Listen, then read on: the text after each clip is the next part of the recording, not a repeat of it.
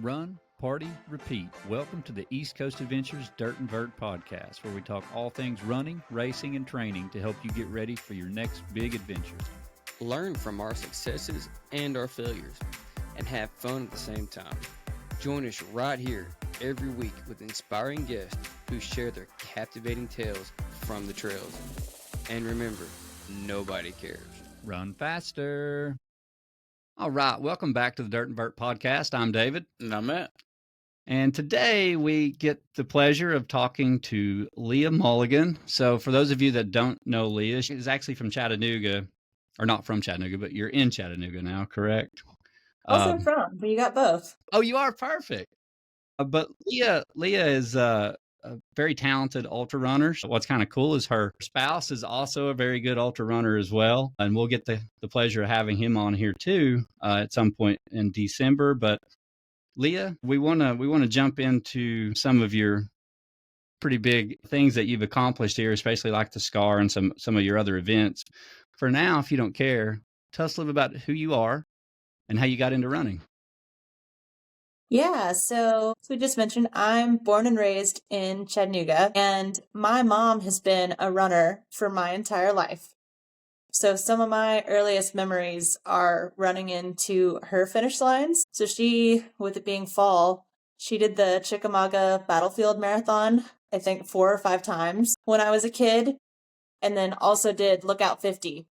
So my first times running were all running in with her to finish lines, like the last half marathon, the last mile. And then after that, I really decided that I wanted to run cross country. And my elementary school team didn't have a cross country team. So my mom just took me to a bunch of independent league races when I was 8 to 10 years old. And I fell in love with the sport and the community and all the pieces of it. From there, I ran cross country at GPS for middle and high school, and then decided my senior year that I really wanted to try an ultra. I'd done all those years of cross country, and really trails had my heart. So I ran my first 50K my senior year of high school, then really decided I liked that more. I liked cross country. So from there, I decided I wasn't going to run in college. I was really determined. But my boss at the outdoor program at Maryville College ended up being the cross-country coach. So I made it through about a week of college not running cross-country until he dragged me back in. And I ran cross-country all 4 years at Maryville College, and I was super lucky because I don't like track. We just don't jive. I don't love running in circles. I don't love the stats behind all of it. I've just never clicked with it. So I got to have a trail season in the spring instead, in the Smokies. So I went back and forth for cross country to ultras in the spring, cross country to ultras in the spring. And really loved that balance. It helped keep me from getting too anxious about any of the events. It helped keep me engaged with the Chattanooga community along with the Maryville community, and really made it seamless to graduate from college and really integrate more into the ultra running community here. And from there, I've been teaching for the last 4 years and balancing that with diving into ultras more and kind of trying to transition to coaching and leaning into running even more at this chapter in life. So it's been a fun trajectory of kind of diving deeper and deeper and deeper into trail running as life has gone along. That is that's a cool start, like to have your mom running ultras and like you're getting to see that Lookout 50, like, and that's what's awesome is like you've ran Lookout 50 since, like that's one of your races that it's probably, it's close to you as well, but that is pretty cool. Like, what did you think about, do you remember back then about your mom running like 50K? What did you like think about that? Or did you even really understand it at that time? Well, it's been weird for me because it's been so normalized my entire life. Like, people normally have that stage with ultras where they're in their 20s and they're like, oh, wow, this whole world of ultras exists. And it's just been a normal piece of my life kind of forever, where I met members of the trail community who talked about it when I was 10 years old. And I thought it was incredible that my mom did those events, but I don't think I really understood the weight of it and all the work that put into it, because she was incredible. She woke up at 4 a.m. and ran before she went to work, and just all the pieces of it. Is really cool. So you went to what high school did you say? GPS. GPS. So girls Okay. preparatory school. Okay. And then you never ran track there, only cross country? I did do track. I did it through 9th grade, and I just decided it wasn't for me, which my coach wasn't a huge fan of. But it's like, no, I've struggled all along with a bit of anxiety with racing. Like, I've cried in a porta potty before many a cross country race, I think many a everybody track that's ran an meet. ultra has cried in a porta potty. I haven't cried in a porta potty before an ultra. I've cried during an ultra, not in a porta potty. I'll just up front cry at those. So So how did you find, or how did you end up at Maryville College? So my parents bestowed a 6-hour bubble upon me for school, where my family is super close and they did not want me to go really far away. So we toured North Carolina schools, we toured a bunch of Tennessee schools, and I got a scholarship at Mountain Challenge at Maryville College, which is their outdoor program and a nonprofit on campus that leads outdoor trips. So I really chose it for the outdoor community. Yeah, that's definitely a good area for that. And I mean, they've even got their own course out there on their, which, there's an ultra that goes on back there too, Three Sisters, which you've ran, but it's a nice area, plenty of places to run. So good choice. Maryville College is a great college. Definitely. So you ran your first 50K when? My senior year of high school, so I was 17, I believe. And which one was that? Do you remember which one you did? Run Amok? I don't know if it still exists. It was Run Chattanooga. So they marked the turns with stuffed animals, and there were unicorns and glitter pointing me the way, and snacks. I was like, this is so much better than cross country. That sounds pretty amazing. That would be good. Unicorns, I like it. And snacks. Don't forget the snacks. I've heard of that race. Yeah, I don't know if they still put that. Do they still put that on? I don't know. It was Harrison Bay State Park, and it was like a 4.5-mile loop course. So you got the unicorns and snacks every time you went around. It was great. Oh, that's really cool. So did you immediately fall in love? Sounds like you did. Yeah, I was pretty hooked and was already Googling what other ones that I was going to do, and was really excited to continue that trajectory. At that point, leading up to Run Amok, what was your longest distance? I think 18 miles, maybe. I remember vividly, if anyone has been on Lookout Mountain, there's Craven's house, which is a point that's about 5 miles away from Covenant College. And I didn't own a watch at this point that recorded distance. So I remember one of my long runs being from Craven's house to Covenant College and back, and being like, man, I ran such a long way. So I just had no grasp at all. Well, back then that was a long way. It was. So did you have any issues with your very first 50K?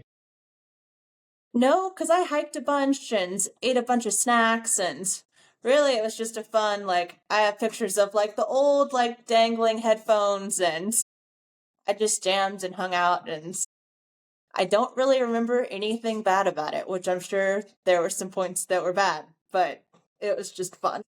I mean, it had to be pretty fun for you to be a high schooler and actually get hooked, because most high schoolers, if you get them to run a 50K, they're probably never going to run again most of their life.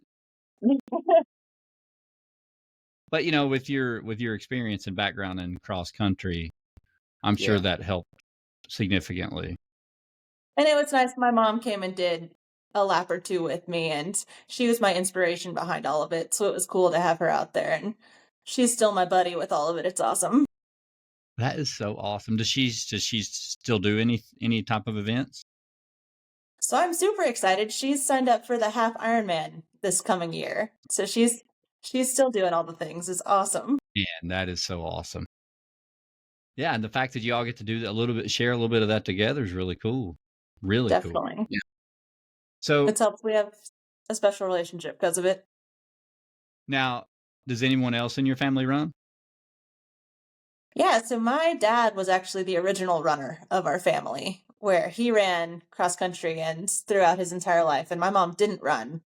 And she actually started running because of me, where she had researched like different ways to be healthy when she got pregnant and landed upon running. So she ran her first marathon after I was born. Look at that motivation. See, Yeah, that's you been since her run. you motivated her, and then she motivated you, so it works perfect. Full circle. So what happens after Run Amok then? You do the 50K, and then do you automatically start looking for more ultras? Yeah, I think I definitely Googled some. You've got my ultra sign up there. What was my next thing? I'm trying to think. Maybe Mount Cheehaw 50K? Yeah, I so it don't looks know. like you done Run Amok in 2016, Mm-hmm.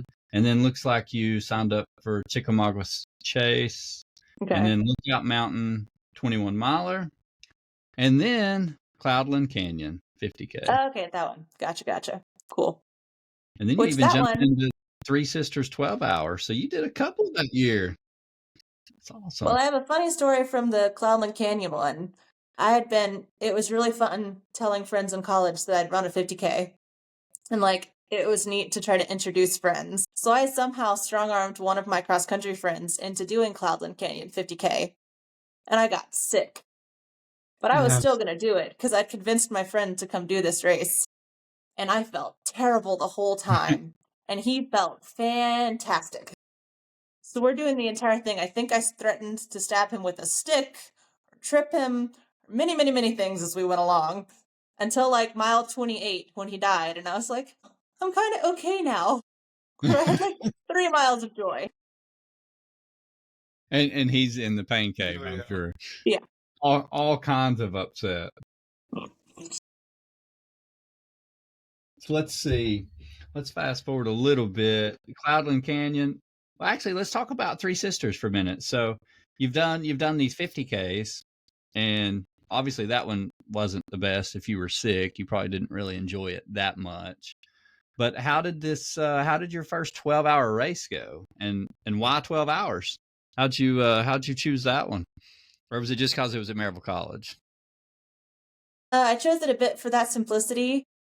And I'd done 50Ks before, so the 6-hour option, I was like, like I can try something a little bit longer. The 12 was really appealing just to see if I could get to 50 miles, where that felt like a semi-possible thing.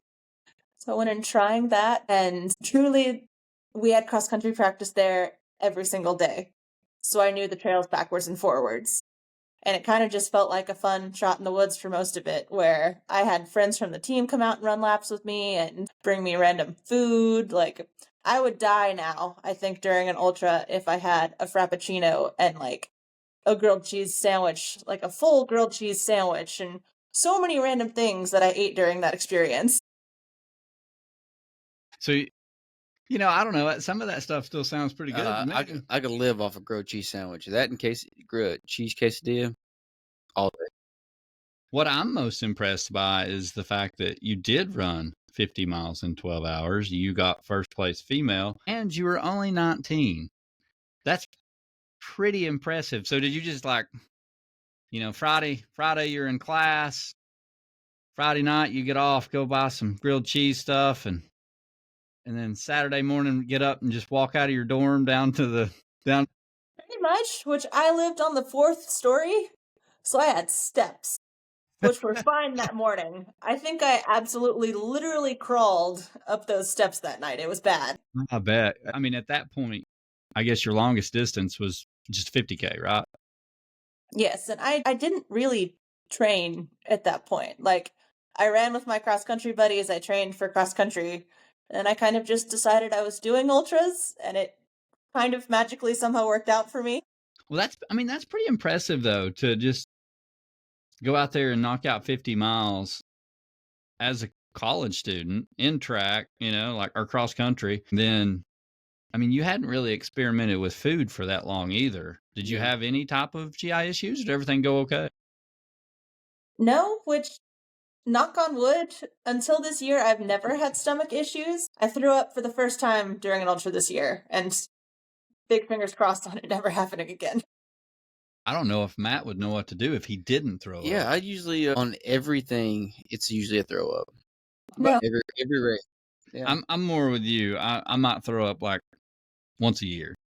If I don't throw up during one of these, it's rare. It's like, what happened? What did I do different? If I throw up, it's like, oh, this is normal. Well, major props to you. I am really bad at bodily fluids just in general. Like, poor Mike rubbed my back as I puked. That was like a marriage threshold for us. And I've told him if he's throwing up, I'm gonna like run the opposite direction. I'm very sorry. Like, I'm not hanging out. So that's what he does. No, that's what I do. If he sees anybody puking, he's got to run. I gotta go because I'll be going with you. I will. Yeah, it's like we were running Three Sisters last year. No, it was a couple years ago, wasn't it? Yeah, last year. I didn't. 24. Yeah, last year. Yeah. I'm thinking this year. And You're right. yeah, he came around gagging, and I heard that and I was gone. I'm like, I cannot do this. I didn't throw up. I didn't throw up any of that race, and I'm like, I cannot do this. Hey, I didn't throw up either. I just had a bad experience with a couple of goos during that. Yeah, well, I heard it, and I was like, nope. So you had a Frappuccino, grilled cheese, probably a lot of other college food, I would imagine, mixed in there, and no stomach issues. That's impressive. That is good.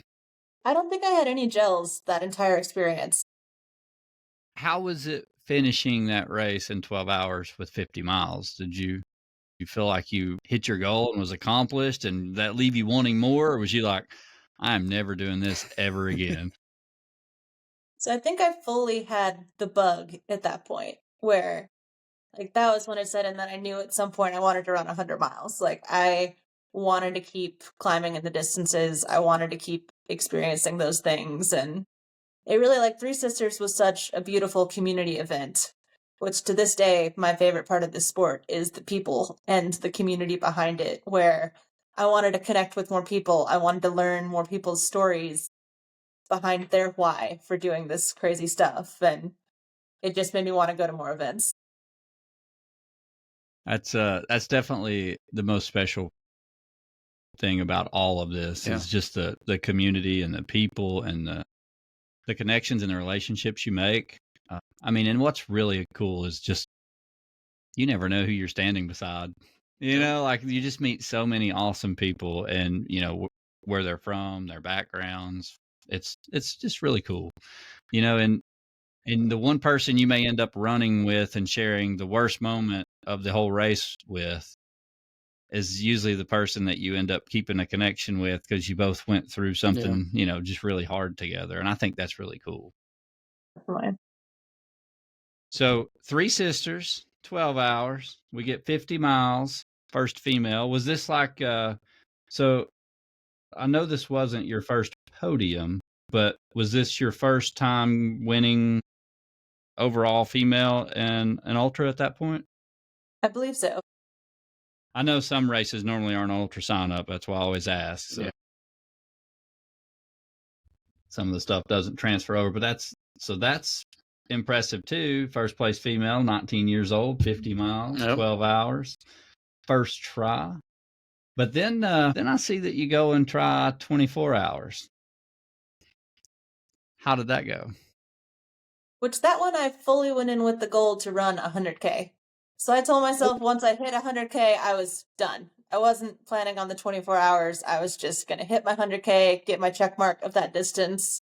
Where I think in my mind, which no one told me this, but I thought you had to just go 50K, 50 mile, 100K, 100 mile. Like, I thought you had to go in order. So I was like, this is my next step to then being able to do 100. Like, this is how this works. Probably smarter to go that path. Yeah. I think when I first started, David and Mike were like, we're going to do this 100. You want to come with us? I'm like, hold on. I haven't even made a 50 miler yet. Whoa, we got to slow down. I'm like, so yeah, it's definitely a build up. I mean, some people just roll with it. Some it works well, some it doesn't. Well, you definitely hit your goal of 100K, and you still podiumed. That's pretty. Thank you. Let's go. So you've got quite a few, obviously, races on here. We won't go through all of them, but I do want to talk about like what your very first 100 miler, which, if I'm looking at this right, was Penhody. Yes. Which I have a grudge with Penhody. I got to go back at some point. It's worth going back for. That's a whole different story. But Penhody that's a pretty tough 100 miler. I mean, you could have picked like a road course 100 miler or something for your first one, but you picked Penhody. So how did you land on that one? Like, what was your thinking on going with Penhody of all the races? Well, to start off, a road 100 sounds like my worst nightmare. That would be so much worse. But I had previously crewed 2 friends for Penhody. So I had spent a lot of time at all the aid stations. I'd paced different chunks of it, and I had several Penhody gurus to tell me the way and really share their aid station charts and their boxes of gels and their markings, and to really help me along the way, which was a huge confidence boost for my first 100-miler. And I didn't want to do one like right in my backyard, and it was close enough to go train on the trails, but was unfamiliar to me enough to be an adventure, and it kind of just felt like the perfect combination of things. It's so awesome. Mm-hmm. That's that's kind of special too, in a way, because you and your husband both now have podiumed Penhody. Okay, I will tangent. His second place award is much larger than mine. Well, you just got to make it better and better every year. The RD's, bigger and bigger. Yeah, you should take a picture of like then and now. Yeah, well, I'm joking with him that he needs to place differently in things. We keep placing the same in things that we're doing. So we have matching little trophy things around our house now. Where I'm like, we look kind of weird. We're like dumbing up all these things. Hey, y'all are consistent. Yeah, there we go. Consistency is key. Well, and that's one thing I was going to say here too, though, is like your 100 performance for your very first one, you had to be very consistent, because you did it in just right under 23. Is it 22:53? Do I know still? 22:57. Very close. Very close. Dang. You were real close. You were 3 minutes from 23. How about that? There we go. But for your very first 100, and being a true point-to-point trail race, and Penhody's got, what was it, 16,000 feet elevation gain, I guess, somewhere around in there. Something like that. That's a really good time for your very first 100-miler. And to be honest, like, you did okay, but you did it at Three Sisters, which meant you were just running that loop the whole time. So you didn't get to experience a lot of different terrain or different elevation change, et cetera, et cetera, et cetera. Rocks, everything else. So this was a much different change for you for 100 miles as far as a race goes. But to do it in less than 24 hours for your very first one on a hard trail, that's awesome. Do you see yourself ever going back to Penhody? Definitely. I guess I'll put that out there in the world. I would love to chase that course record at some point. What is the course record? Oh, I should know. I just spent way too long staring at it for Mike. Maybe 19-something hours for girls? 18 or 19 for girls. I'm not sure which. 1904. Oh, yeah. You got that. Which, I went into Penhody with the mindset of finishing, so I really would love to go back with the mindset of racing, which I have no idea if I started 100 harder how it would go, but I really would love to see, and especially that one is so meaningful to my friend group and to my family now, where gotta go back. Well, that's going to be my mindset in my next 100. Yeah. just to finish, because apparently that's what I can't do right now. I'm like at Penhody, like I just tell Matt and everybody, I was like, I've been training just for Yeti. My goal is somewhere between 16 hours and 20. Not sure. We'll see. Which Mile that one, rolling. I never want to lose sight of that with 100 miles. Like, no matter how much I want to race them and pour into doing well, like, I want to finish above anything. Where if it takes me 30 hours to crawl to the finish line of a 30-hour cutoff race, like, I want to finish and be equally as proud as if I'd flown through it. Like, I never want that to stop being a huge monumental accomplishment to just do that distance. Yeah. Absolutely. Yep. And it truly is. I mean, it's you're living a whole life out there for 24 or 30 hours, however long it is. I mean, 100 miles, anything can go wrong. I Yep. mean, Absolutely. your first 50 miles may be amazing. Then, mile 53 is the worst mile of the whole race. You just never really know. That's what's so humbling about it. Yeah, I had that same mindset going into Georgia Jewel last year, race it, and then halfway through, not even halfway, like 35 miles in, like, okay, now we're just going to finish because this just fell apart, like just fell apart. But I never thought about quitting. Like, it's like finish, just get to the finish line and get the buckle. So you have probably ran a race with this gentleman. You just wouldn't know it, or maybe you do know him. But you ever heard of Rob Apple? I don't believe so. Okay. So Rob runs Three Sisters every year. Every year. And he's been running since like the late 70s, early 80s, right in there. Like he was putting in for ultras, like mailing them in. Like, that's how long ago it was. Like on the podcast, he talks about like he would buy the magazine, he would find his race, he would fill out the entry form and they'd mail it in. And then with his check, and then they'd mail him back his race entry where he could get in. Like it's just crazy to listen to all this.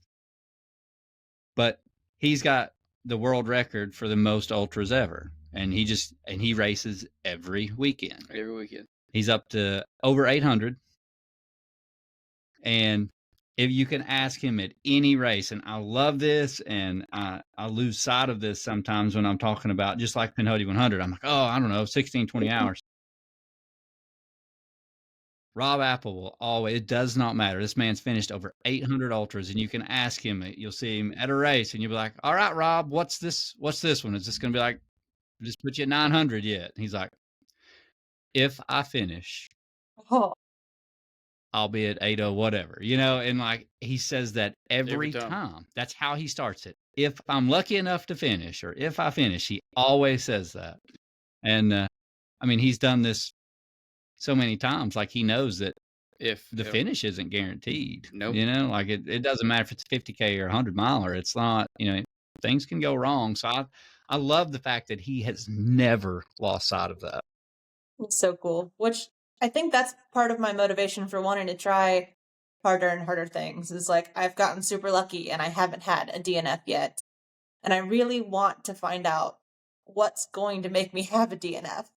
I don't know if it's going to be the distance and I'm falling asleep and keeling over, or if I'm hurt or throwing up too much. Like, I want to know what race it is and why, and then how to problem solve and move around that. And just there's so many, it's such a huge puzzle. It's such a fun piece of all of it. Absolutely. And then just when you think you've got it figured out, you don't. I love it. And I love the fact that you did say, like, you don't ever want to lose sight of that. I mean, and I think that that's really important. It's humbling sometimes to not finish a race because it makes you realize that you have taken it for granted sometimes. Yeah. And that's the fact that, like, yeah, you can have a time goal, you can train for one race all year. That still doesn't mean you're going to finish. You put all the training in the world in, one thing can go wrong. And if you're not ready for that, it can take you out. Now, an injury is an injury. Yep. Sometimes you can't control that, but you've got to be ready to, like, if you've trained all year to break some course record or, to finish at a certain PR time for you and it doesn't go right, like, I think it means a lot to be prepared for that mentally so that you can adjust so that you finish. Cause I literally have seen people that have fell off their goal and they just quit. Yep. They don't care about the finish. It was like, I already missed my goal. I'm done. And I'm like, goodness, like, that I don't know if I could ever just like do that. But I mean, to some people, I guess that's more important. They hit their PR, but I think it's so important to like be humbled,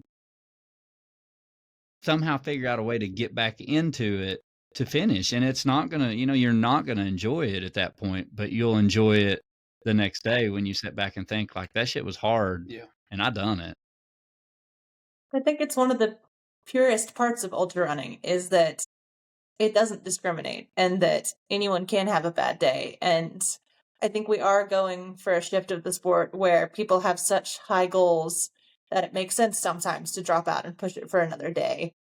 But I think that does take away a story and it takes away a memory that you can apply to other aspects of life where a hard ultra translates to a bad day at work. We're like, all right, well, I survived that thing. I can survive this thing. And it just, there's so many tiny things that you take from each experience where walking away from it doesn't give you those pieces. Well said. Yeah. Absolutely. Well said. Great. I mean, it's, for someone that's not like really ran an ultra, that have not experienced that, it's truly something special. Like it's hard to explain sometimes till people have like ran their first 100-miler and then they're like, I get it. They cross that finish line and they're like, I get it. Like I may never do this ever again, but I get it. And I think that's so special, like just to watch that and see it unfold. And I just think it's really cool. So thank you for saying that. Definitely. Let's talk about like your first out of state race here. Looks like, well, I shouldn't say out of state, but your first big race out west, I guess I should say, but looks like you went to California. So talk about getting humbled. Oh my gosh. I think I haven't wanted to own being competitive, but I've always been super competitive throughout my entire life. And I really want to be good at this sport and went into that race with the mindset of like, okay, I want to see how I am at this sport compared to people that are excellent at this sport. And it's wild at those races where top 30 is fantastic. If you can breathe going up the climbs, it's excellent. Like there's so many different pieces that come to play when it's altitude and when it's people taking out a 50K at a sprint start and then hanging on for dear life for the entire rest of the experience, where I vividly remember running by my friends at that one going, my heart rate's been 180 for like 2 hours. Am I okay? Was that because you were running extremely hard, or was that because of the altitude? Probably both. I spent some time in Colorado before it, but I think that was my first time pushing myself at altitude. And I don't think my body understood. I think nutrition-wise and pacing-wise and just everything you can imagine-wise, I was woefully underprepared. So before Broken Arrow, I spent a few weeks in Colorado, but I don't think I had any hard workouts or anything to prepare my body for pushing hard at altitude. And I just really didn't know what it was like to race at that altitude with that field and to have enough nutrition and to breathe properly, and just all the pieces just didn't quite go as I'd hoped. Did the altitude sickness lead to stomach issues or anything, or was it just like your heart rate and the fatigue? Yeah, I really didn't even register at the time that the altitude was the problem. Like, I just felt like I was dying for no explainable reason. Where, like, I was bombing downhill, thinking it should be fun because I was running downhill and was just panting and was so confused why I was panting. And it's so funny to look back now after I've trained at altitude and have raced several other times at altitude and have a full grasp of what that does to your body. Like, I would love to go back and have a conversation with me a few years ago. We sometimes that's the best way to learn, unfortunately, because you make sure you never do that again. Absolutely. And it's where pretty much Mike and I my husband got together was that we road tripped out for that race and started dating right after. So Broken Arrow is my love story. So it's got a soft spot in my heart. That is really awesome. Broken Arrow. So you did 2 races back to back, I guess, in California. You did the Canyons and Broken Arrows. So did you have better luck at Canyons or Broken Arrow? Which one humbled you more? It's a great question. I think I need to have a good race in California. Canyons, I got my 50K PR. It was awesome. You got your And 50K PR and your 100K. yes, which don't do that.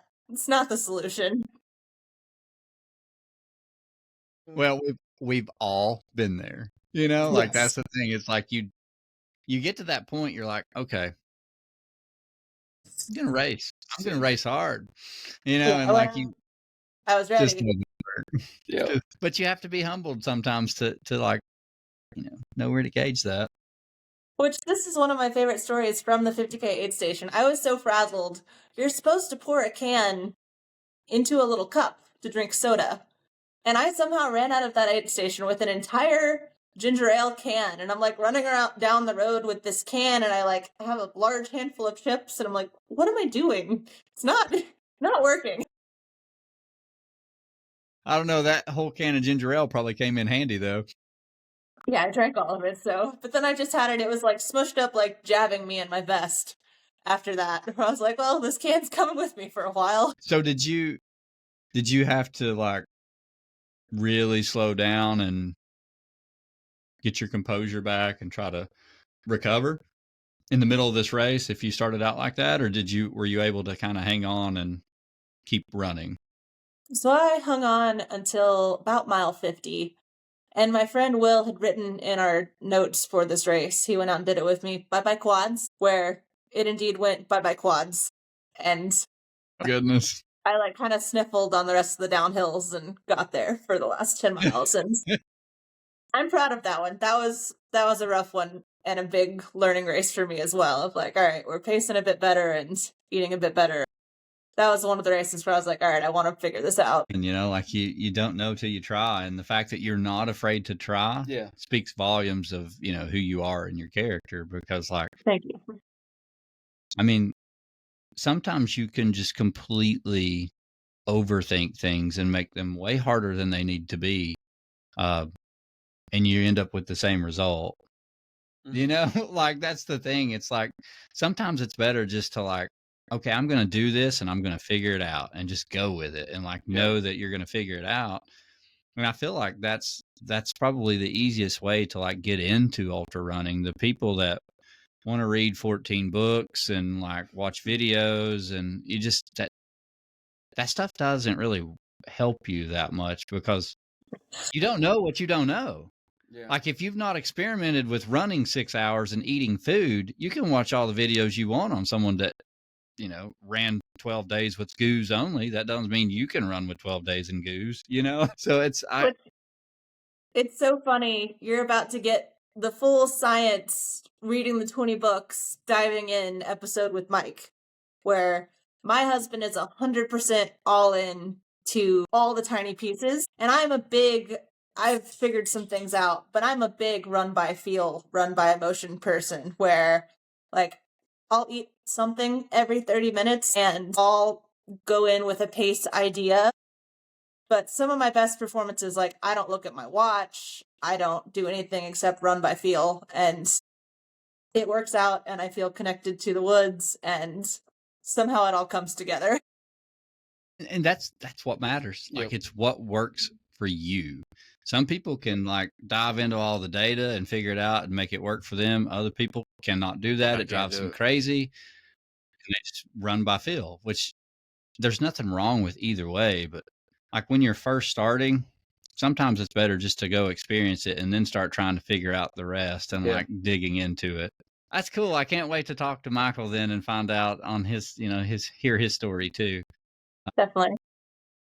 But so when you say you run with feel, do you try to have a pacing or racing strategy, or you just kind of go in with an open mind and a rough rough idea what you think you want to do?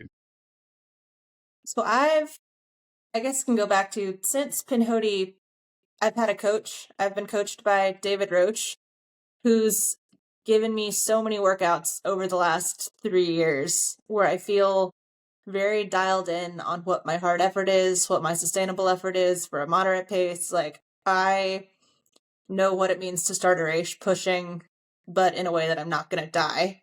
So for feel for a big effort, I'm not going to look at my watch, but I'm going to start off pushing in a way that I think I can survive. And then I think a big piece for me is just trusting in that, where I'm, to a degree, as I get more competitive with it, very anxious in general with competitiveness. And I feel like I've worked really hard to trust myself in that process and to just believe that I can start pushing and that it's going to work out. And it's beautiful when it does, and it's unfortunate when it doesn't, but it works best for me to just truly lean in to trusting myself and trusting the trail and trusting that I know what I'm doing at this stage in my running career. I mean, if you put that much time into it, you should be able to do that. Yeah. You know, that's the thing. And that's the beauty of it is like, yeah, you've had failures. Obviously, we've all had failures. And like, as we learn and get, and that's the only way to get better is like, you have to be prepared to risk failing to be able to do that. Like for you to go out to California and sign up for that race, like, hell, you had no idea. There's a chance of failure there, but you don't know till you try that. And like, that's even the thing with training and even with a coach is like, you're learning that. But the first time you try that in a race, you're still putting it out there, you know, like, okay, I've never tried to like hold a pace, or I've never tried to like do this. So those first couple of times, it can be a little nerve wracking, but it's the fact that you try and you risk that, you know, because there's always a chance you're going to fail. But at the end of the day, there's a chance you might succeed. Right. And even if you fail, there's that chance that, or not chance, but there's that one thing you're going to get, and it's the gift of learning. Why did you fail? You know, like that's the beauty of it is like, you're either going to hit your goal or you're going to learn what not to do the next time. Yeah. You know, so I mean, you get something out of it either way. So you signed up, or I'm sorry, you got a coach, and how many, so your first year with your coach, when did it finally start like clicking as far as like, oh, I can go faster, I can do this, or the workouts were like, oh, well, I've not been training like this, I see how this is helping. Like when did you like start seeing that performance boost from all the training and cross training, I would assume? I'm not sure if you do cross training, but however he had you working out. Which his mentality in general is towards long-term growth. So I feel like at the beginning, a structure with mileage was super helpful for me, where I don't think at Canyons even I would have had the day that I had without the structure. But I truly feel like in the last probably year and a half for me, after over a year into coaching, it's just the confidence of feeling like I can run faster in minute intervals and feeling like I can have legs at the end of 100K to bomb downhill, when I couldn't have dreamed of that 2.5 years ago at Canyons, where Never Summer 100K, the most recent one I did in August, like I could do 7-minute miles down the last 4 miles of it, where I think the last downhill miles of Canyons were probably 16-minute miles, where it's just that growth of being able to survive and feel like I can still run at the end of these ultras that is really developed. So let's talk about recent now. Let's jump up here and talk about what. So we'll jump into like more in 2023 and 2024 here. So 2023, you start the year off with, looks like Black Canyon Ultra. And then you go to, let's see, when's your next big race? So you got UTM Ultra Trail de Mont Blanc. CCC. Yeah. Okay, that's kind of cool. Tell us a little bit about that one. That was completely different, right? Oh yeah, which I'll go from. Black Canyon is the last 100K. I feel like I totally flubbed. I did a bad job with it, and I did a fantastic job at CCC, where everything actually worked. And I finally finished 100K being like, okay, I'm not terrible at this. Like, I Nailed know it. sort of vaguely what I'm doing. Where I actually didn't think that I was into CCC and checked my junk mail and had gotten a late lottery entry to it. And I can like vividly remember standing in a coffee shop and calling my friend being like, oh my gosh, I got in. Like, I'm so happy I checked my junk mail. Wow. Yeah, you're just lucky there. Yeah. You usually Yeah, don't have very truly. long to respond. Yeah. But it just was so beautiful, so breathtakingly beautiful. And I feel like the root of my reasoning for doing a lot of this stuff outside the community is just getting to explore these super unique places and to carry myself on my own 2 feet. And before the race, my coach told me to just smile and take in every single view. And that was my mindset going in, where I tried to intentionally grin at the mountains at the top of every climb. I tried to thank every volunteer. I tried to like make weird hand motions to communicate with people in different languages. And I tried to run for the joy of it for that one instead of running for the anxious competitiveness that had driven a lot of my past races. And it ended up being one of my best competitive performances because I just ran for the love of it. And I ran for the process and for the people. It was just so much fun. It was great. It's so awesome. Yeah, and I mean, I can't imagine the views you got to see. Oh, I would yeah. love to run that at some point. Like, it's just seeing the pictures, and I think the picture I shared from there. Yes. Okay, I thought so. I was like scrolling through. I was like, oh, that is awesome. I was like, that's not in the U.S. Yeah, that's beautiful. Who did you take with you to crew you? Mike came with me. Super nice. He skipped 2 weeks of work to come. It was a big deal. Oh, It was super, super nice of him to come be dragged to France with me. well, of course, if he's going to get 2 weeks off from work, he should definitely go. Man, definitely so. Did you have any issues with altitude or anything there? Did everything go okay? Which that summer, I'd actually lived out of our little tripped out minivan for 2 months in Colorado beforehand. So I'd been sleeping That's at huge. 10,000 That was feet smart. for Extremely. the whole summer, had purchased a pair of poles and had practiced on some 14ers out there. And I'd really like delved into the process of climbing in the mountains. And CCC really doesn't get above 8,000 feet. So in comparison, it wasn't too bad. Did you do that specifically just for UTMB or CCC?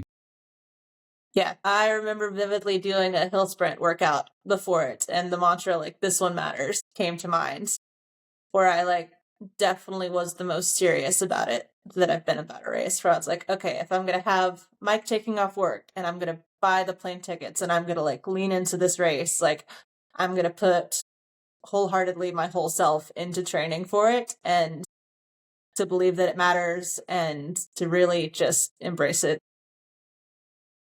Well, and geez, talk about a community. That Oh community my is so gosh. special.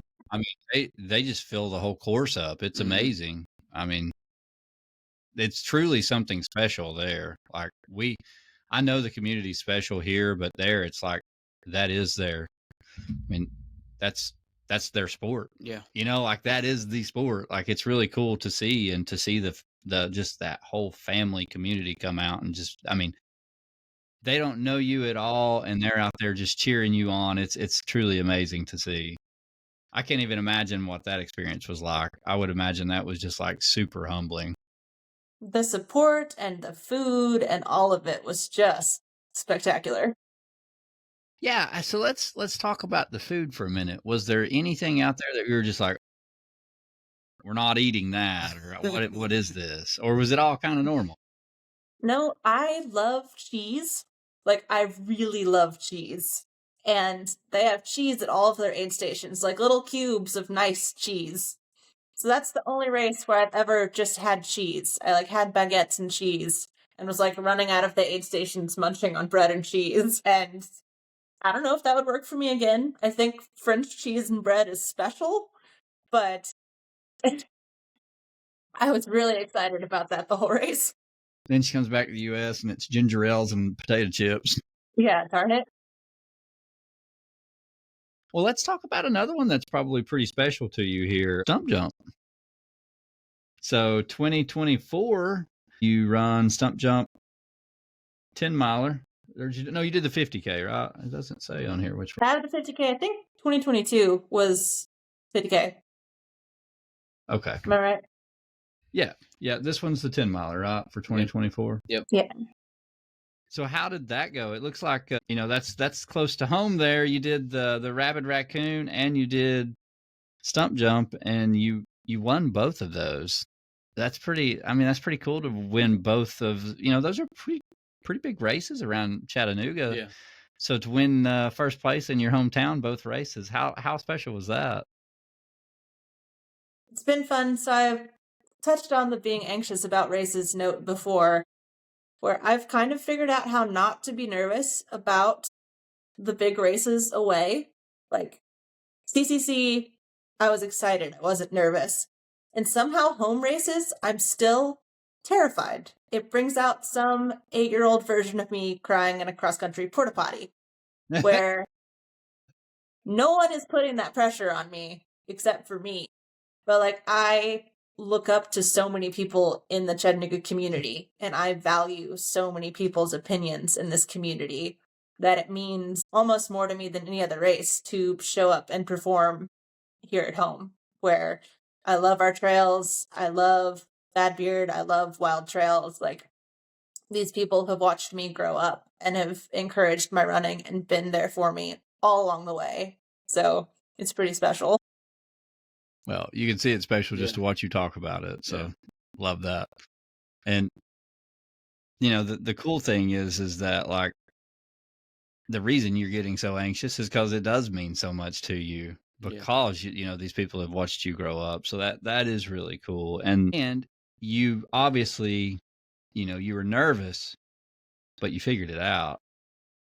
You were able to run and do your thing and finish the race the way you wanted to, or at least it looks like the way you wanted to. And that's kind of hard to do sometimes. Like when you're that anxious, it can lead to other problems, in a race. But, you did it back to back. That's kind of cool. January and March, 2024.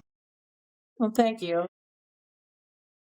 Is there another race in Chattanooga that's a special, important one that you want to try to do the same thing with at some point? Well, at the beginning of this, we're talking about Upchuck 50K, and we actually had it, I guess, 2 weeks ago now. And it had been on my bucket list forever, where I feel like Stump Jump 50K and Upchuck 50K are the two races that really have mattered to me since I learned about ultra running, and was able to show up to Upchuck 2 weeks ago and have a good day. And that was pretty awesome too. I don't think they used ultrasign up this go round. I think they rebelled. No, for some reason it's on here. It's actually it's under a whole different account of Leah Mulligan. But yeah, Matt just all the way to the bottom. It's down here. Yep. So, yeah, 5 That's hours funny. first place. So I didn't even see that. That's awesome. Yeah, that was literally a week after Penhody. Yes, so that was a wild ride. So I'm coaching an athlete that did Javelina 2 weekends before. So I was on the phone with him that whole weekend going through Javelina and then pouring into Mike for Penhody. And it was like switching gears, being like, oh yeah, I'm racing too. Like, let's switch gears again and try to sleep 12 hours a night and get ready for this. That's super special. Like, and to do all 3 of those races in 2024 and win all 3 of them in your hometown, that is really cool, Leah. That is really cool. I know your goal probably wasn't to win all 3 of them, but like, it's really cool that you did. I appreciate it. Where Upchuck was super special because I had the woman that has won it a lot and had the course record, Carrie Larimore, texted me the night before and was like sending me good luck and texted like, you can race the course record, and like wrote me a lengthy multiple paragraphs of like talking about the course and giving me secret hacks that she'd like worked on over time with it. And it just really embodied what the community is and how supportive it is for her to do that for me. Yeah. Well, and looks like you did break the course record. By what, 28 minutes, something like that? 28 minutes, yeah. Great job. Thank I you. bet I that was, was, was excited. I bet that was like, I was gonna say, when you crossed that finish line, I bet that was an extremely exciting moment for you. Like, that's pretty awesome. And just so fun to have everyone there, where my entire family's in Chattanooga. So that was when my grandparents came out too, my parents came out too, like the whole community was special. That's so cool. That is so cool. So what is, you were talking about, I think you hinted at this race earlier in the conversation, but I've not really heard of this, so I was going to ask you about it. But Never Summer 100K, and it's in Colorado. Looks like you had a pretty good performance there. But tell us a little bit about that one. Yeah, so at the root of it all for me, I really, really love mountain running. I feel like it has my heart the most, and I really wanted to see how I could do with a really mountainous 100K, where it is mostly between 10,000 and 12,000 feet. And I think it has about 16,000 feet of climbing and is pretty technical, which is nice coming from the East Coast, and just had sweeping views the whole time. So it felt like a great option for really dipping my toes into mountain racing. Where, boy, I've come a ways since Broken Arrow, but it's hard. I went out with the mindset on that one of trying to pace myself at a hard effort from the get-go. I wanted to be competitive, and there was a pack of about 5 girls that went out together, and we shuffled up the first climb, which was about 4 miles with 3,000 feet of gain. And I was gassed at about mile 5, and I remained gassed for the next 60 miles. And I learned better throughout the past 2 years training at altitude, like how to push through that. But it's definitely the least fun I've ever had in a race, where maybe one of the most proud races and one of the least pleasant races. Well, that's probably, like, I know you were very proud of CCC, but that's pretty great performance on that race too, though. I mean, that's, you podiumed that race. You did it in 14 hours, and pretty technical with a lot of elevation.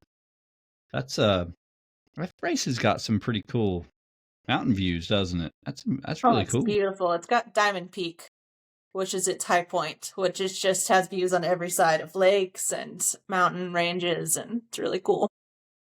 That is.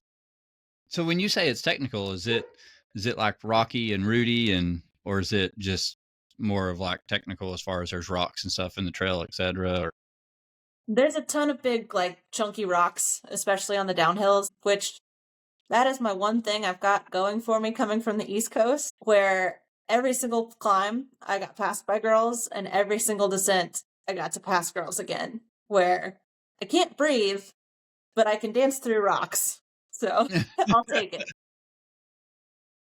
Well, congratulations.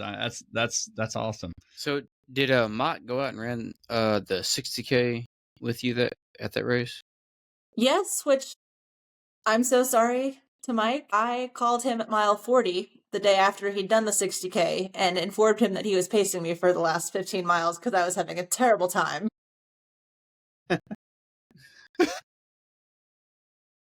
And I promised him I was going to run slow.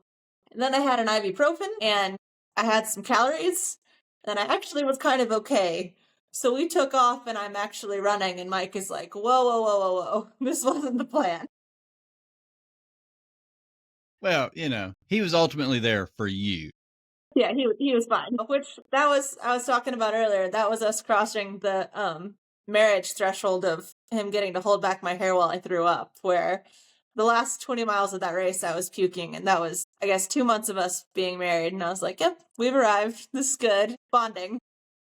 All right. Well, let's talk about one last race on here real quick, and that's the Blue Ridge Ultra. You did it in October as well, so you've done a lot of races in 2024, and you've done really well at a lot of races in 2024. So congratulations on that. Thank you. Blue Ridge, you were overall second, and you were first female, and that is a pretty hard. Okay, great time, 5.5 hours. Tell us about that day. How did everything go? Yeah, so that one was actually on a whim. Mike and I had been planning on going after the Artlope FKT, and after all the hurricane damage in North Carolina, we were really not wanting to go out in the area and found Blue Ridge Ultras and really just wanted to give time to the running community in the mountains at that time and signed up for the race, and we're excited for it to be a smaller like community day.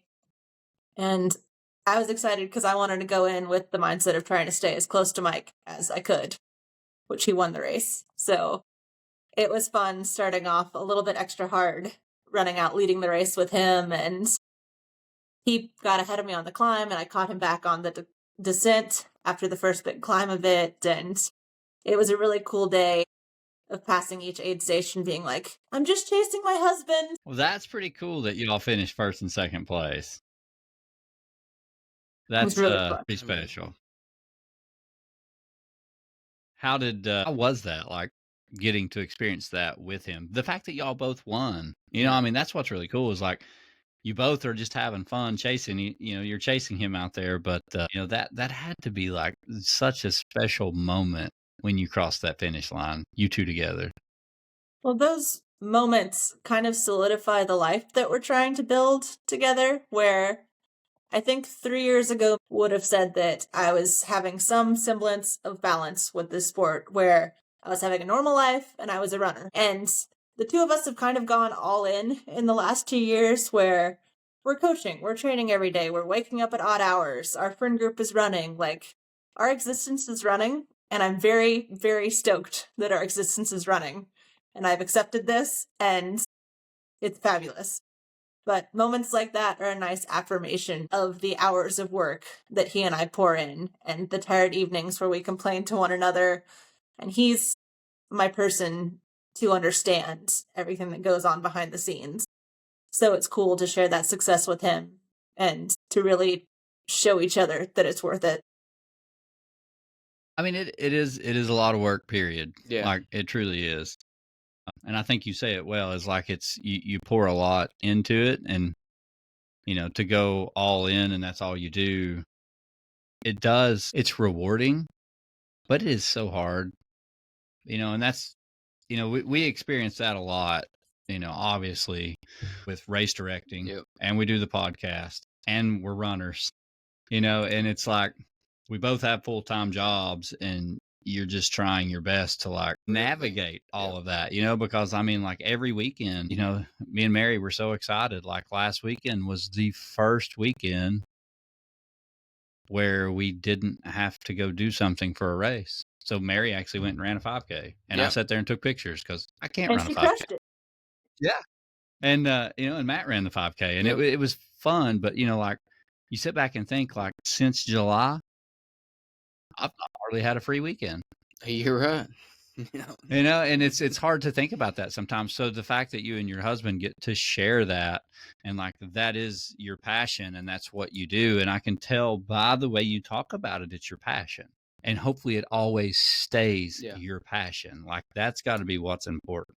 It's like it has to stay your passion, or it's going to turn into a job. Yeah. And then that job's going to turn into something where you might find another passion. So I love the fact that it is what you want to do, but it's also your passion. And that's really cool. That's a special thing. And you get to share that with your husband, which is even more special that y'all are doing it together. Well, thank you. I was really just telling him, I think this is the first year that I've gotten to November and still really, really loved running, where I think I've been warring against the thought of like, oh, I should be doing so many other things, or, oh, like this isn't the right path to follow. And really accepting that like this is the thing that I'm passionate about and the life that I love has helped it become more sustainable, where I've run more than ever this year and I've raced more than ever this year, and it's been more amazing than ever this year. Well, and the fact that you all are, the fact that y'all are having success in what you're doing too, that makes it even more special. Not that that's what it's all about, But if you put that much work into something, you want to get that out of it. Mhm. And that means that you're doing something right and that you're going in the right direction. So, kudos to you both, because you both are doing fantastic Yeah. this year. And, you're going to have good years and bad years. That's just how the sport is. But enjoy the good years, figure out the bad years. It is what it is. But you all have had a spectacular year. You have definitely had an amazing year. So congratulations. I Thank you. do want to kind of go back now and talk about another thing that's not on Ultra Sign Up, Mhm. but let's go back to earlier this year.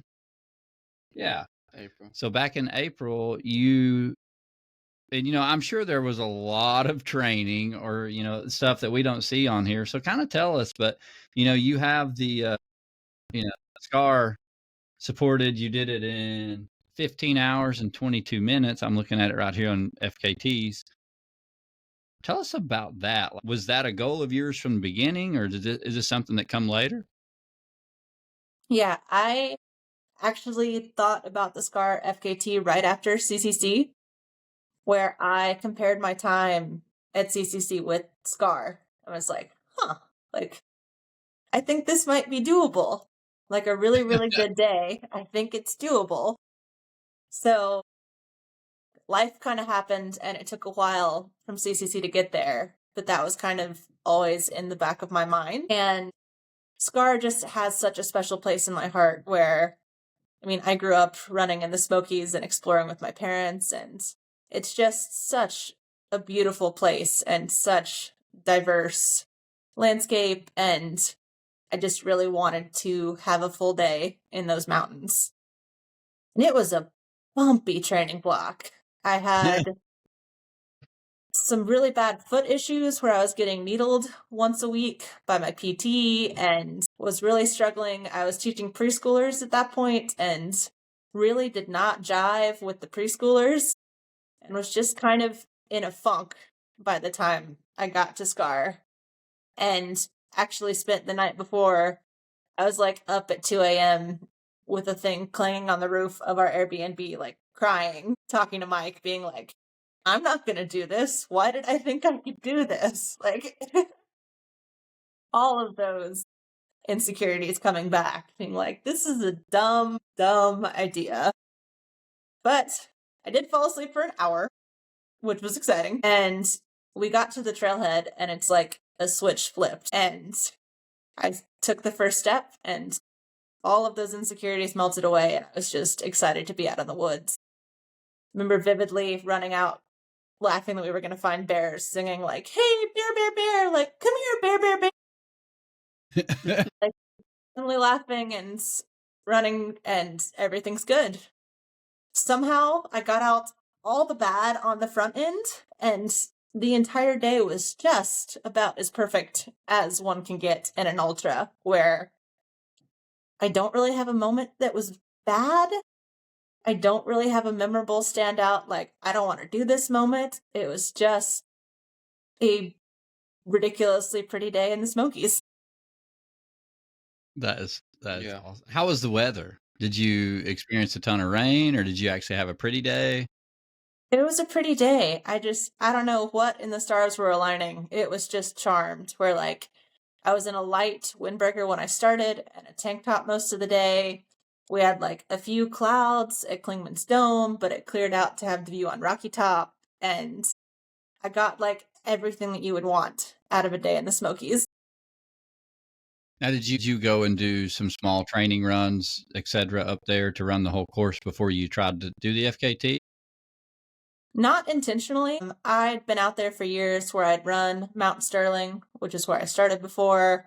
I've run Charlie's Bunyan before, and I'd been like to Fontana Dam before, but I hadn't run probably 65 miles out of the 74 before. Well, wow, you had that's awesome. So your first attempt, you got it. It was a charmed Good day. day. I don't know. Yeah, I was gonna say, sometimes the stars align and Truly. everything lines up. You 'Cause want I to remember, bottle it. You're like, how can I bottle this and then do it again somehow?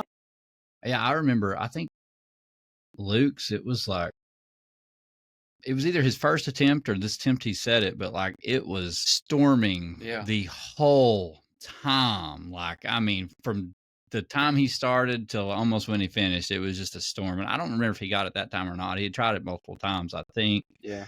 Um, Yeah, he tried it multiple. you know, it's sometimes, you know, like you just pick that day and you just never know. Like when you're setting this up, like you never know what the weather's going to play. And that's the hardest part because it is so important. Absolutely. You know, I mean, that's so hard. So I'm so that's just so cool that everything worked out that way. And I mean, you absolutely killed it. Yeah. I mean, you got almost, I say almost because it's not exact, but almost 2 hours faster on the attempt. So that's cool, Leah. Yeah. That's really good. Are you going to try another FKT? You got another one that you're working on or thinking about, or you don't have to say it if you don't want to. It's scary to put things out into the world. I've got too many schemes going on for next year. I'd love to do routes all in one year, Blue Ridge Ultra Trail Endurance Slam, where it would be really cool to get the FKT on all of those routes in a year time span and to maybe make some sort of video of it and just really to highlight Southeast running, where I don't think we get enough credit for the beautiful trails we have here, and would love to put more imagery out there into the world of the beauty we have. So that's one vague bucket list, and I would love to do a longer one at some point too. The Benton Mackay Trail is on my mind for at some point in the next number of years, so we'll see. Yeah. I think that'd be a really cool trail to do it on. Yeah. I know a lot of people want to try that one. I think Matt's wanting to try it. It's Awesome. you know, it's just it's a trail that's local and it's a beautiful trail. I mean, why not?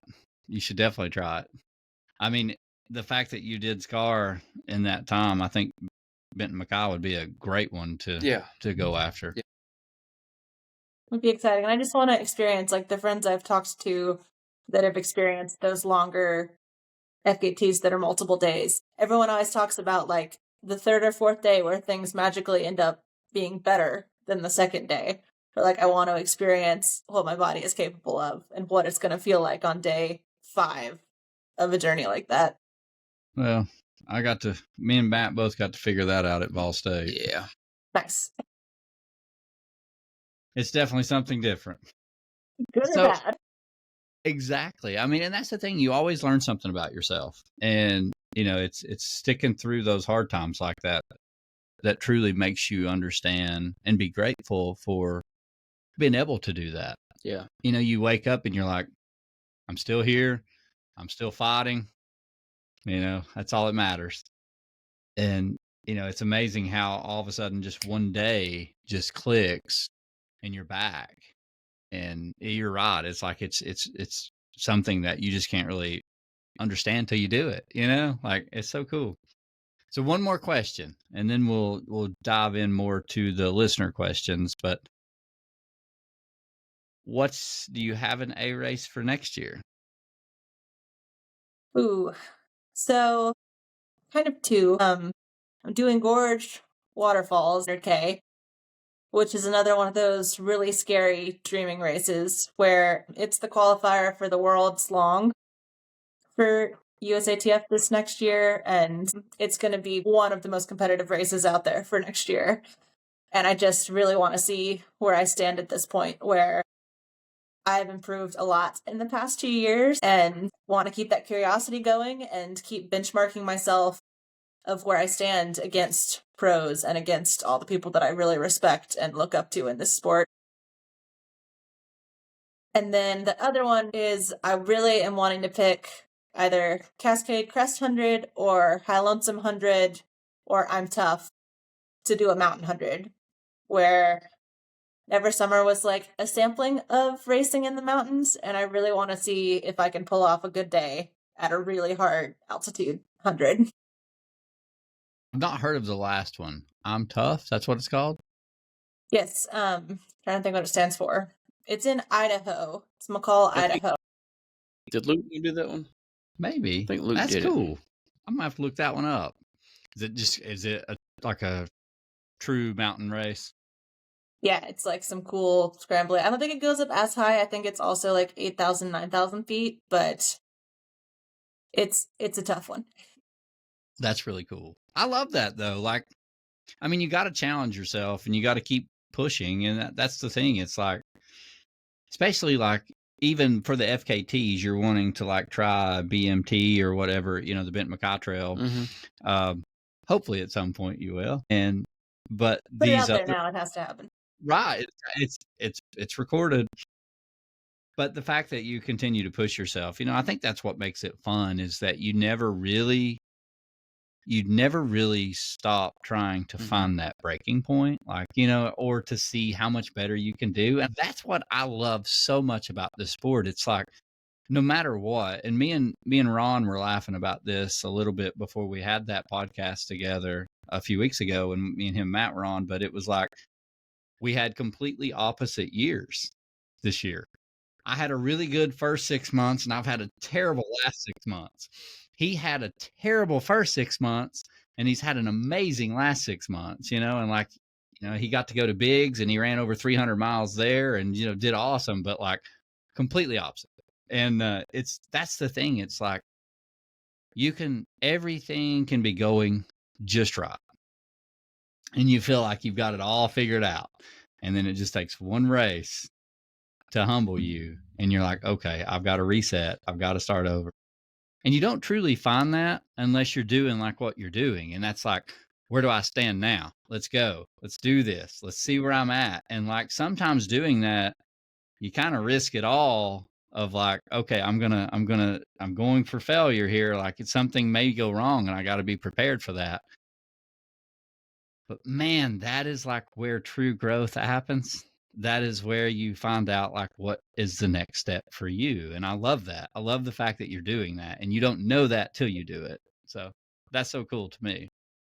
Well, thank you. I always want to strive to fail. Like I feel like I'm reaching a ceiling or reaching a stopping point with this sport when I stop viewing failure as a good thing. Yes. Yeah. I got to ask you this now, Leah, before we jump into the listener questions with Matt. Got a few. We ask this to everybody, and that is, why do you run? Like when everything is so hard, nothing's going right, everything's terrible. Why do you do it? Why do you keep going? I think to a degree, competitiveness at this stage for me, where I have something I want to prove to myself, which I don't really know what it is that I'm trying to prove to myself. Maybe just that I can do it. But it's definitely some internalized motivator that I've put upon myself where I want to know what I'm capable of accomplishing. And the only way to know that is to get to those dark places where, like I was saying at Never Summer, I was so excited that I was throwing up in hindsight because, like, I got that check mark of being an ultra runner and I got to learn how to work around it. And now I know I can throw up and keep running. Like, I want to know what I'm capable of and the thoughts I'm going to have in those moments and to like know myself deeper as a person through each of these experiences. So I got to ask you this then. As I was going through your social media over the last few days, just learning about you a little bit, I see a picture of you beside a trash can. Is that where you were puking? Oh, that's actually the finish line of Upchuck, where you're supposed to like hug the trash can or tap the trash can or something where it's so no bells and whistles, where it's your finish line buddy. I love it. Okay. I was looking. She doesn't really look like she's throwing up, but like, did she? Well, that's really cool. I didn't know that. I've never ran Upchuck, so I have no idea. So that's kind of cool to know. Mike ran last year. Yeah, they don't have packet pickup or anything. They write a number on Sharpie with Sharpie on your calf, and they say, go, and you grab the trash can. And that's the whole experience very dumped down. Hey, that is low cost, low key. I love it. Yep. It's awesome. Can we adopt that, Matt? Or do you think people would get upset? They like the swag. I mean, All I right. like the swag. I'm wearing a sweatshirt. You got to have the swag. Gotta have the swag. That's the thing. I think if people showed up at Gone Loco and we took a Sharpie out and started writing on them, they'd probably get offended. All right, Matt, it's all you, sir. All right. The first question we have is, what is one thing running has taught you about life that you don't think you would have learned elsewhere? I think maybe I could have learned it in other ways, but it's taught me that there's always something good to follow the bad, where life never exists at a neutral, where you're going to have the amazing months where everything's going perfectly with a job and your friends and your family, and then suddenly life's going to turn around and someone's going to be sick, or someone's going to be hurt, or you lose a job and you're going to have that slump. And ultras, I think, very quickly teach you that if you sit in those moments and you feel those emotions, that's okay. And then you're going to turn around and it's going to be followed by moments of joy and moments of something really good happening to balance out that darkness, where life is never just going to smack you down. It's going to balance out for you. Well, that was good. That had to be a question from someone that knows Leah. No. What was it? No, this is one of our guys. Oh, wow. Our guys are getting in their feelings today. Pretty deep. The next one's pretty good as well. In your next race, if you could hallucinate and hang out with any person, living or dead, who would you hang out with and why? Well, I'm super, super lame because the first person that came to mind was Courtney, but that's like runner thing that's supposed to come out of my mouth, so feel like I should have something better than Courtney, but I really want to hang with Courtney, so we'll go with it. I think that's a great answer. I agree. I think that's a great answer. Y'all could even share some the watermelon. Which, like, how honored would Courtney be to be a hallucination? Like, I feel like if I texted her afterwards and was like, hey, Courtney, I hallucinated you out there and you got me through, I think she'd be psyched. We just ran 50 miles together. Yeah. Thank you. Man, that's good. Have you ran, I don't know what this exactly is, lobe? And if so, why do you always choose to do it on terrible weather days? This is my friend. This is somebody she knows. This is somebody I know. Poor Skylar. I have done art lobe in the heat and in ice at this point. And this poor friend and I had a misadventure on art lobe where every decline was iced over and we butt scooted down like 28 miles of the 28 miles and we got real tight. I ripped my pants going down it where I'm like running behind him with my pants flapping open. It was a whole exciting experience, whole thing. I was gonna say that looks like a pretty challenging trail. Almost 30 miles, 8,000 feet elevation gain. Which that was the one I was saying, instead of Blue Ridge Ultra, I really want to set the FKT on that one, where I've done it with friends several times, and I adore that trail and really want to give it a hard effort. And I've been hurt, and I've been sick, and there's been a natural disaster, and the world does not want me to run art lobe well. So check back in like 5 years, and maybe I'll put that fast time on art lobe. Well, you know, you got to take the good with the bad. Like art lobe work out, but damn, you show up to SCAR one time and get it. Like, come on, like, you know, sometimes it's good, sometimes it's bad. So your art lobe is apparently like my 100-miler right now. So. There we go. It's got to be fixed someday. I've already signed up for another one next year, so we're good. Oh man, perfect. All right, the next one is, how do you decide when you need to push through pain versus dialing it back to avoid blowing up? Oh, I'm a bad person to ask this question because I'm not good at dialing it back. I think I would be more on pedal on the gas until you can't, and then problem solve. where I've definitely pushed too hard sometimes and had to fix it.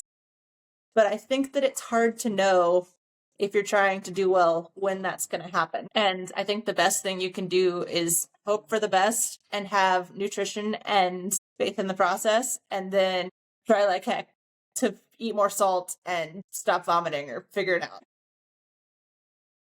Well, I totally get where you're coming from though, because it's a very hard thing for me. Me and Mary just literally had this conversation a couple weeks ago.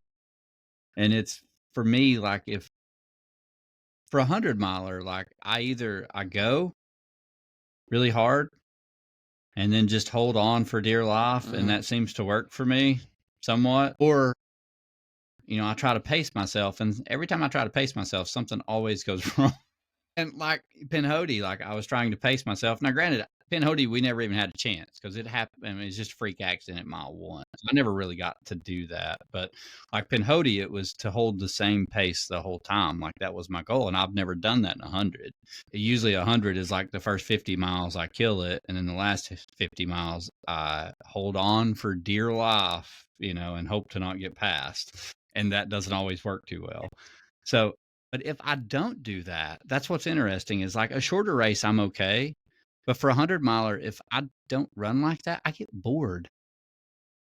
If I'm just like, if I'm just running like 11s and 12s and, like 13s and like, trying to take it easy, I kind of get lost and I'm not like focused, and it just completely changes my mindset.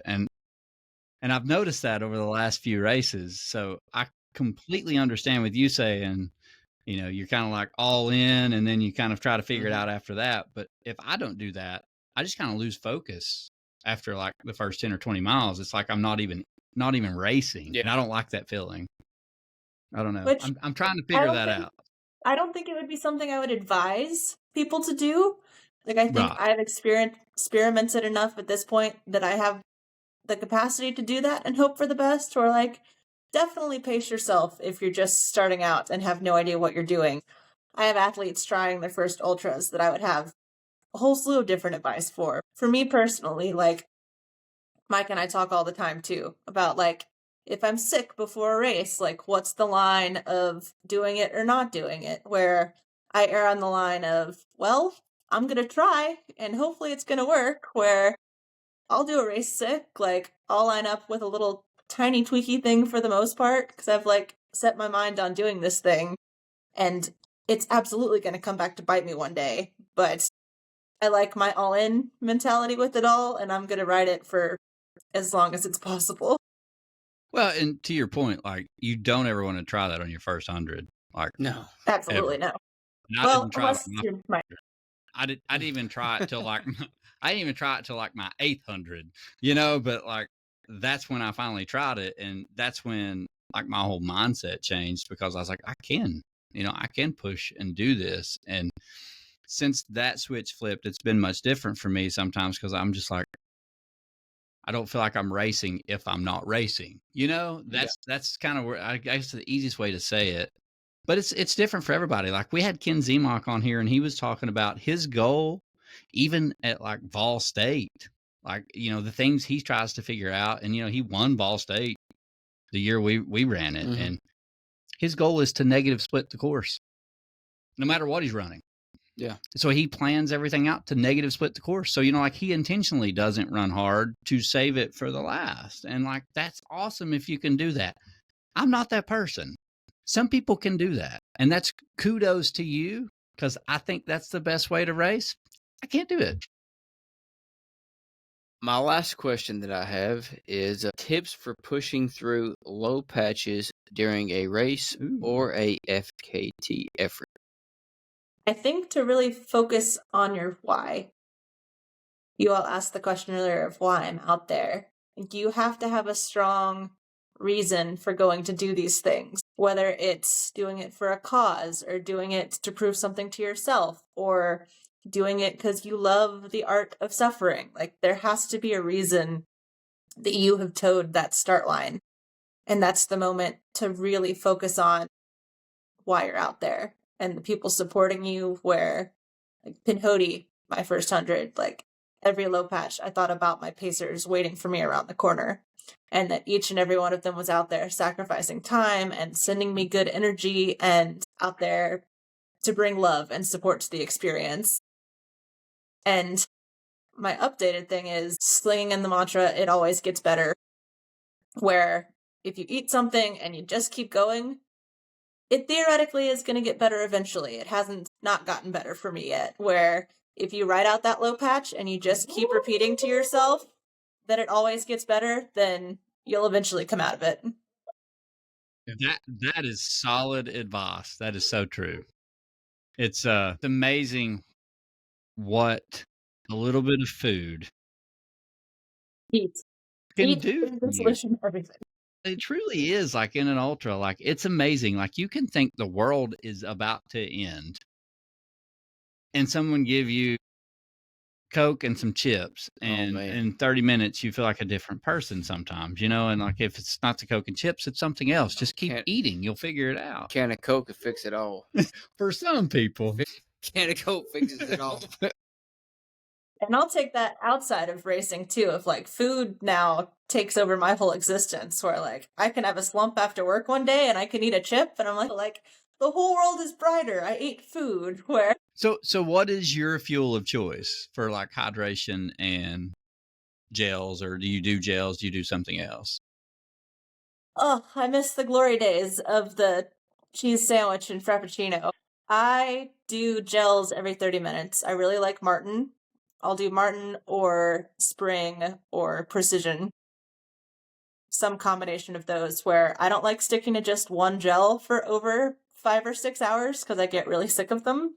But a rotation is good. Pull out whatever I'm craving. And then I like Scratch Labs high carb drink mix as well. Yeah. Where I'm super lucky and I'm not a heavy sweater, so I don't really need much salt intake, but all those have been super helpful in just making sure to tick off those calories. And I really don't eat much solid food these days during ultras, where I think my last 4 or 5 efforts, I've done just a gel-based experience with like maybe a tiny bit of chips at an aid station, but that's about it. Yeah. That's that seems to be working well for me too. Same way.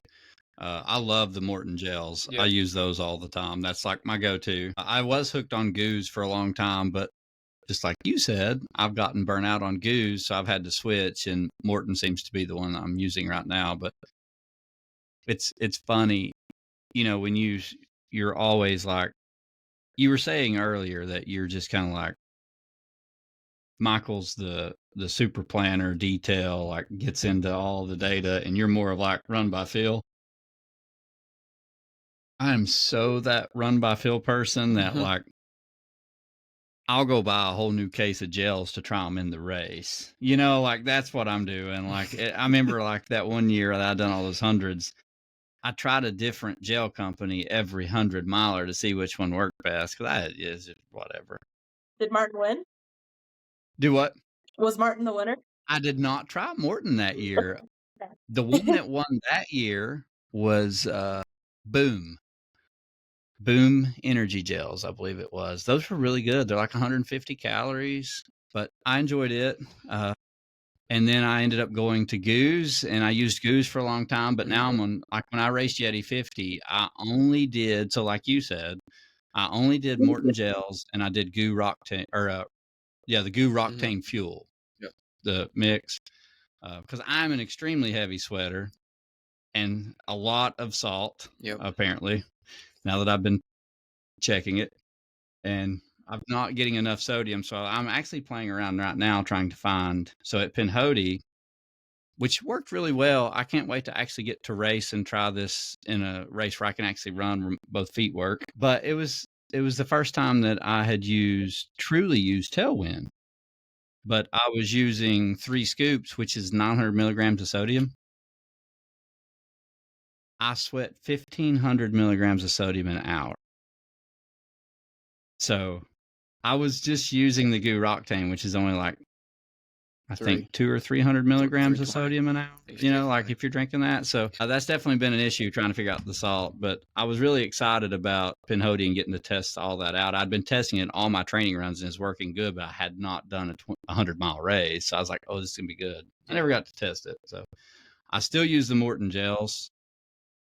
Those are absolutely my favorite. I know Mary loves Precision Hydration, and I think they're very similar. I've tried the Precision. They taste the same, but I think there's a little bit difference, but they're very similar in like texture and taste. Which, don't get me wrong, I've definitely experimented as well on maybe a training run where I don't generally just mindlessly go do the things, but I feel like definitely throwing in nutrition periodically is helpful for keeping it interesting and just trying the random things. Well, I've definitely got away from testing it in races. I don't do that anymore. So I don't do that, and I don't recommend anybody do that. So over this last year, I've gotten much better at that. I don't do it. I test it in all my training runs. But I mean, I feel like if you're not experimenting, you're not going to get any better. Like there may be something that works better for you. And that's the thing is like, and that's what, all the way back to the beginning of this podcast, we were talking about, people are watching 200 videos and reading 12 books trying to figure out how to run 100. But at the same time, like just because you do it once or twice or whatever, if you've done it 10 times, continue to experiment. Yeah. You may find something that truly helps you be better. And that's important, especially like you were saying, like the entire world can be falling apart. It's like Chicken Little out there. The sky is falling. And you can have one gel and a bottle of Scratch or a bottle of goo, whatever. And your entire world changes in an hour. And you're like, you know what? This isn't too bad. I feel like I can run. Yeah. You feel better because you ate, and that's the thing. It's like finding out what your fueling is to where you don't get to that point. And sometimes it's hard to do, especially when you have stomach issues. But I feel like if you're not experimenting, you don't ever really find that. Yeah. So I want to ask you a question, Leah, before we close the podcast here soon. But you've alluded that you got a couple, I guess, several athletes you're coaching. But when did you start coaching? And what's the name of your coaching company? Yeah, so I started really looking at coaching more seriously about a year and a half ago. And one of my really good friends was interested in running 100 miles this year. And we built a big foundation with him. And I'd been talking to my coach a lot about not loving teaching as much as I used to and how much the energy of teaching conflicts with running. And he just put in our log one day and was like, how about coaching? Like, do you think you'd want a full-time coach? And it really lit a light bulb for me where there's nothing that gives me that butterflies excitement feeling more than talking about this sport. And I love hearing about people's journeys, and I could spend hours sitting on the phone with new runners, with seasoned runners, like hearing their stories and hearing their ups and downs of the process. And I got really excited about the prospect of that as a career. And I'm really trying to grow it in the next year into a full-time business, if possible, where Mike and I are both coaching, and it's Woodland Creatures Endurance. And it's been super fun. So do you have a website or a Facebook, or do you just use your personal Facebook for contact? Like, how would people get a hold of you if they wanted to contact you for coaching? Yeah, so it's woodlandcreaturesendurance.com, I believe, to double check our actual specific website. I just Google Woodland Creatures and it pops up. But on Instagram... Matt just got his phone out. Matt's getting ready to look right now. Look it up. All right, that's helpful. I appreciate it. We also have a Woodland Creatures Instagram page where we're trying to really highlight some of the local races in the area on it, and also our athletes' successes along the way. That's awesome. So you're currently accepting athletes, I would assume? Yes, both of us are. Okay, good deal. So you and your husband are doing this together? Yes, where it's a fun pairing of his more statistics, diving into the research mindset with my passion for it and most of my lifetime learning with it, meshing into one entity where we both look at each other's training logs that we're making for athletes and bounce ideas off of each other and feel like it gives us a really well-rounded perspective on anyone's training, whether it's someone that wants to go with the flow or wants more of a specified training. Is woodlandcreaturesendurance.com. See, you nailed Got it. Heck You yeah. nailed it. So was Michael a runner before he met you? Yes. So he has also run most of his life. He started seriously running in high school and started getting into ultras after college. And we connected through this sport at a Thanksgiving coming up. We connected at a Thanksgiving group run 6 or 7 years ago now.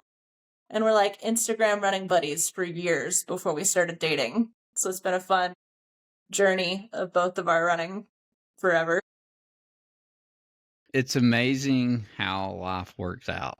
Like how one thing can bring so many people together and create so many relationships. And and also how it's becoming like a part of the foundation of your life, how you're kind of like trying to build that into your, it's already your passion. Now you're trying to build it into your all's career. Mhm. And like, you just have a passion for it. And I think that's truly awesome. That brought you all together.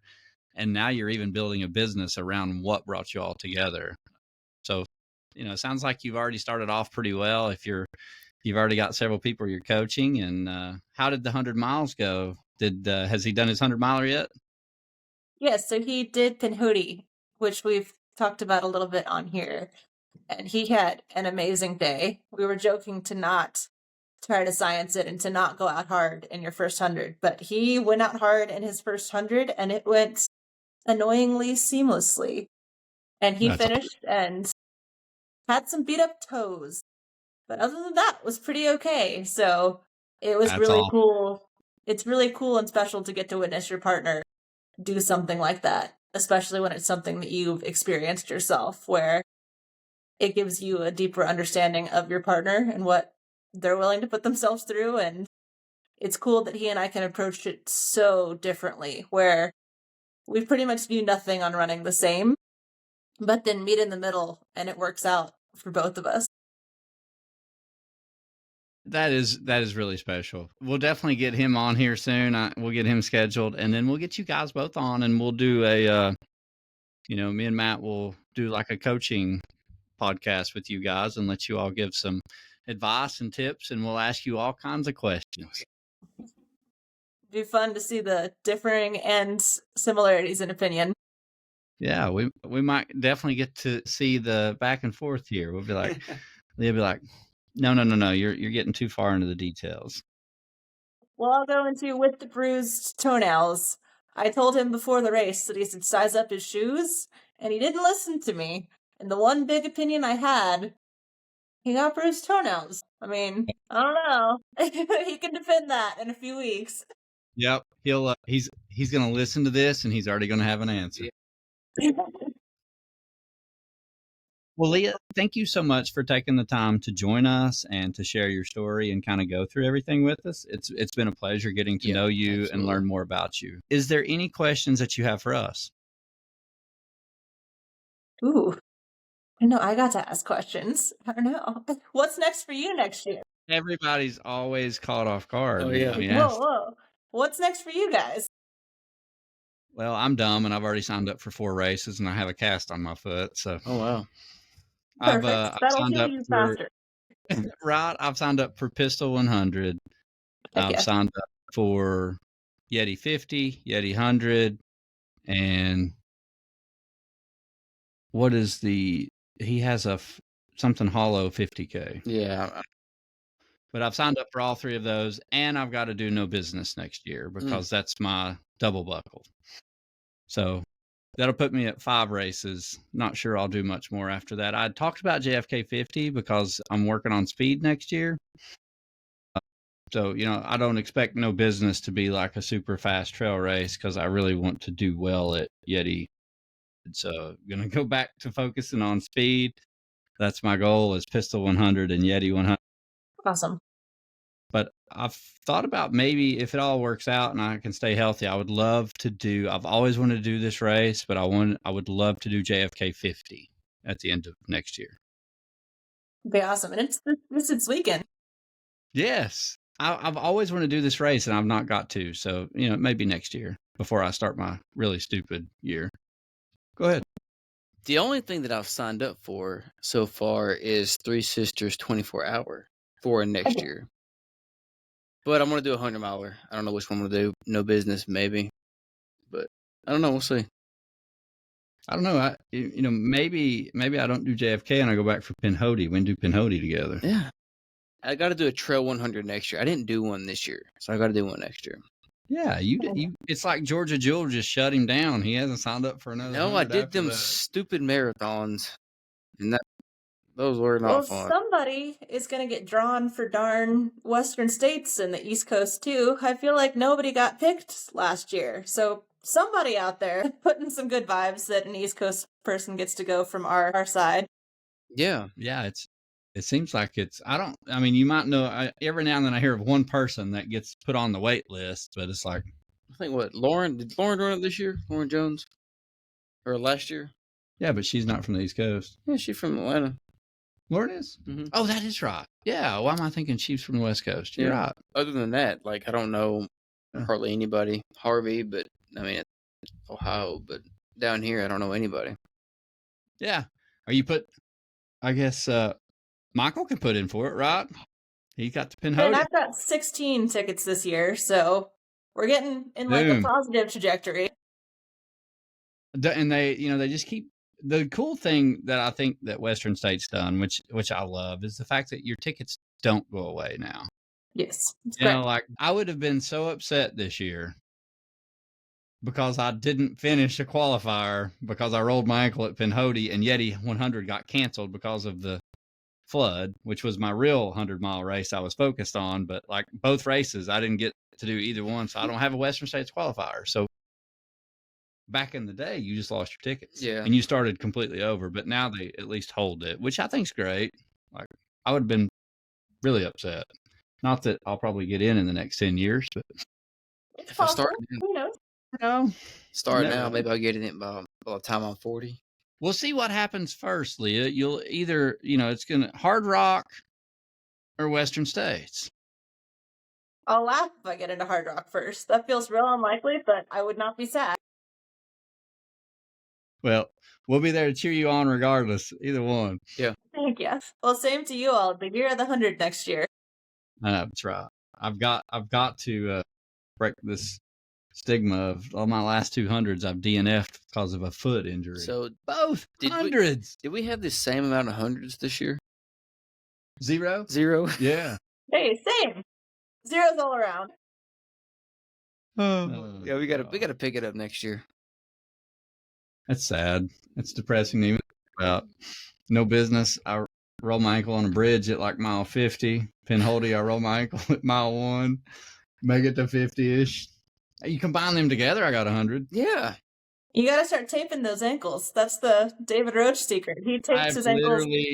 I've literally, me and Mary just had this conversation. My next 100-mile trail race, I am going to tape my ankles.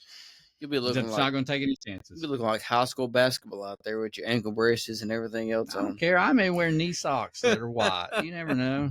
It's all good. Either way, we're finishing this next one. I got crutches now. We're good. There you go.